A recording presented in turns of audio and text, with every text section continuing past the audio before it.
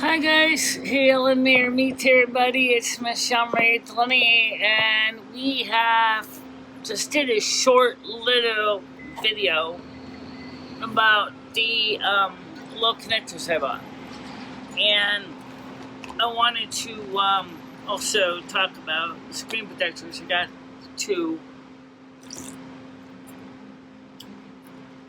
One for this phone, one for the other phone, the iPhone 15. It's the iPhone 8. And now the I was charging this device for a tutorial, but I'm also charging it because the battery is low on the low side. So let me just put this back in my bag here. And lighting is so bright in the sun here.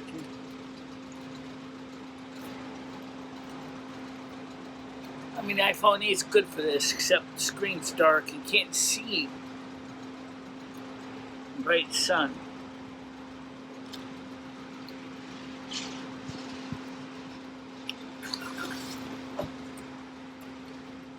I wonder why Apple never improved that screen. Even on the iPhone 15, it's still kind of hard to see. Alright, let's talk about phones today. iPhone 16 is coming out. And the iPhone 16 is said to support some new features. Okay? And that sounds great. Unfortunately, for most people who have iPhone 15, I want to talk about the standard one, not the Pro.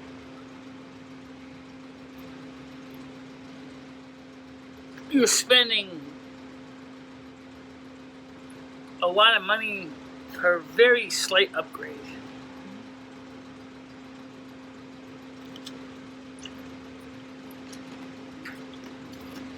Okay. Now, because of that, and from what Apple has said,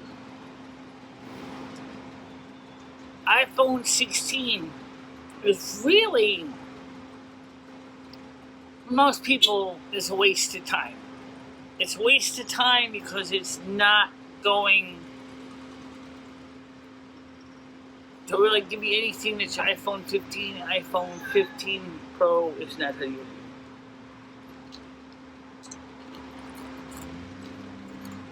So, to my knowledge, I don't think it has a user replaceable battery. So it's not going to be sellable in the EU. Unless Apple's going to market two different phones. They already market two different phones. One has an eSIM, one does not have an eSIM, also has a physical SIM.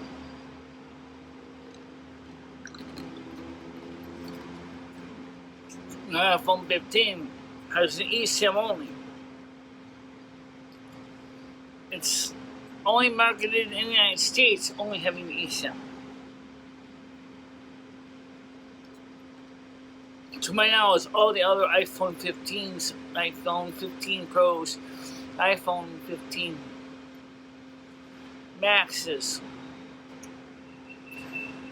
all support the both physical SIM and eSIM.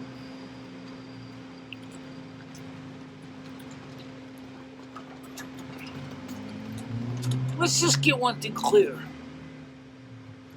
I don't know about you, but I'd rather have a physical SIM chip in my phone.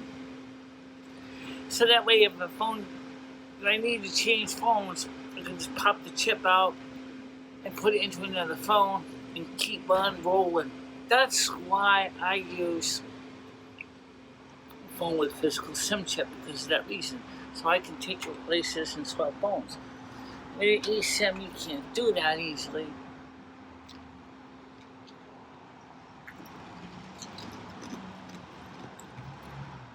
There might be a way to do it, but I don't really know how.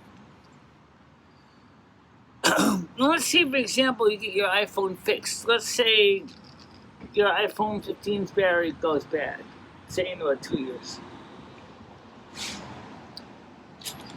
It's your only phone you have. You don't have any alternative phone. So you go ahead and you go and bring it down to a phone store that repairs phones. He goes ahead. He's got your phone number in the phone.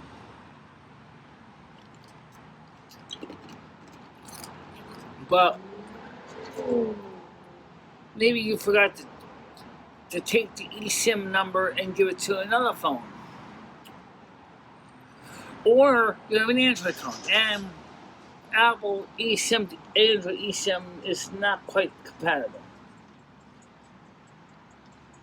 Okay? So you're screwed. You don't have any way of going back and go, yeah, gee, I'd like to have my phone, to go places.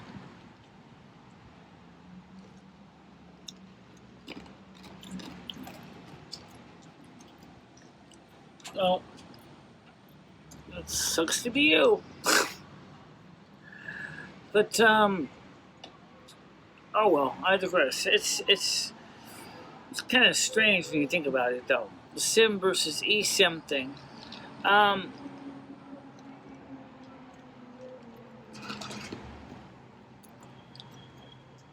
since I have an iPhone 8, I cannot use eSIM. Okay?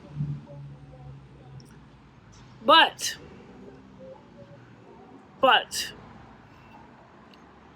for me, it doesn't matter. I don't need an eSIM.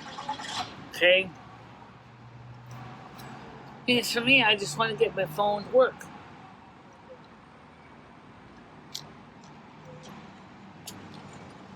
So, that's one of the reasons I'm not pushing an eSIM thing.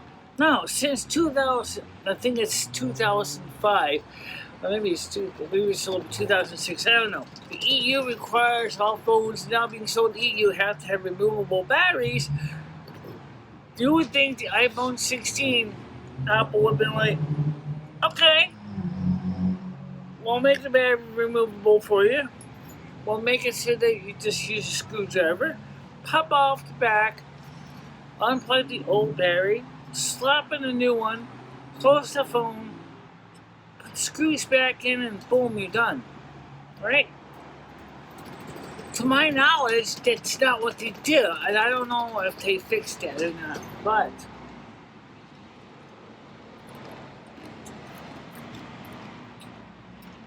for the limit of the number of accessories you're going to get, applications on the phone, it's kind of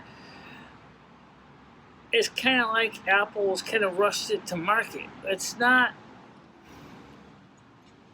The iPhone 8 for me, for example, my iPhone 8, which I'm shooting this on, works fine. Except, this is a lie, except in bright sun. I can't see shit in bright sun. So everything is pretty much guesswork, because I can't see a damn thing. iPhone 15 is a tiny bit brighter. But in the daytime, I think it's like 250 nits on the iPhone 8 versus, say, 500 nits on the iPhone 15. So this means it's brighter and easier to see, right? This phone here uses a lightning connector, but the movie juice back turns it into a USB-C connector. You remember that adapter story I was talking about?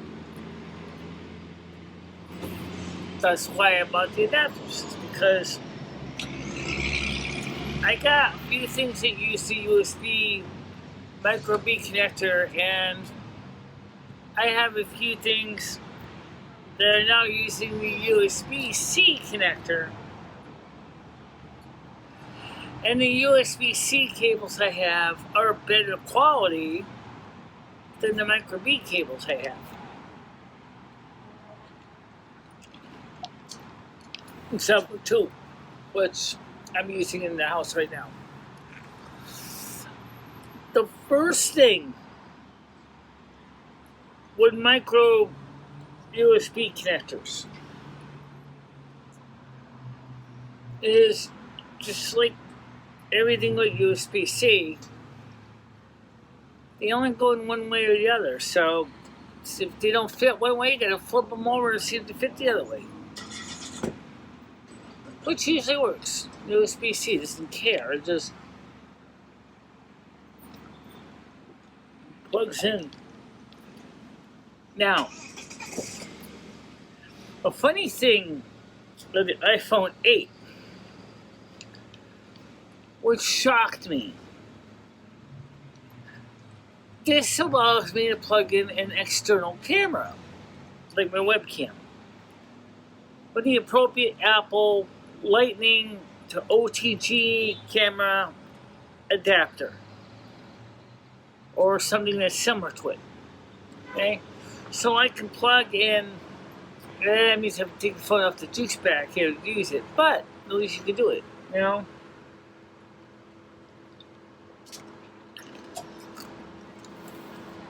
It works. But I don't know. It's just kind of weird when you think about all the crazy stuff that we do with computers and stuff every day. I mean, I'm an adapter junkie. I mean, you ever go in my apartment, you'll see almost every conceivable plug you can imagine.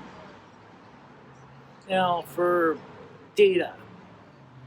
Micro B to USB A cables. USB-C to USB A 1.1. USB-C to USB A 3.1. I mean, there's so many plugs in my apartment. It's enough to seriously make you wonder why I keep turning plugs around. Because sometimes you get things that you gotta find a plug for in a hurry, and you're going, well, where am I gonna find that plug? Especially if it's a plug that's kind of standard, but you don't happen to have a new collection. For example, like I said earlier, if you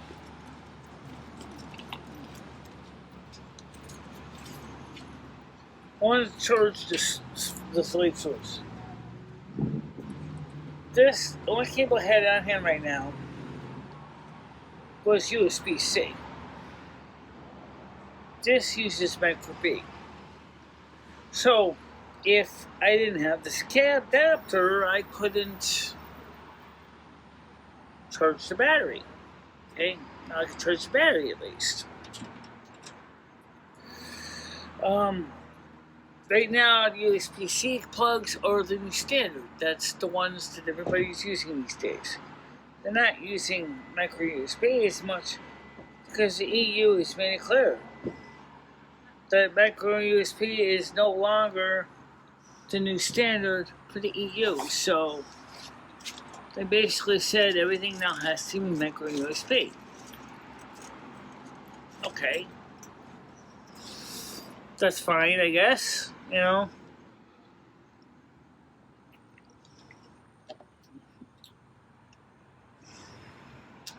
So that's why we have all these crazy plugs in the industries, because of that reason.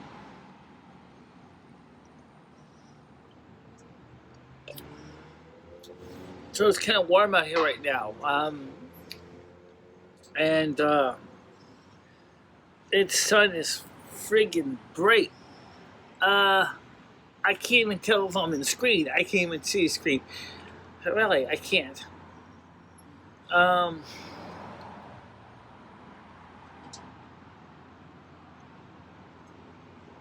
Let's.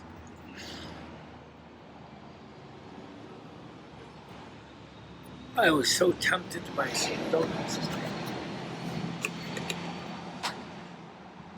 I didn't, but I wanted to. But then we had a long show this morning, and we covered a lot of things. One troll says, "This show is unwatchable." What do you mean by unwatchable?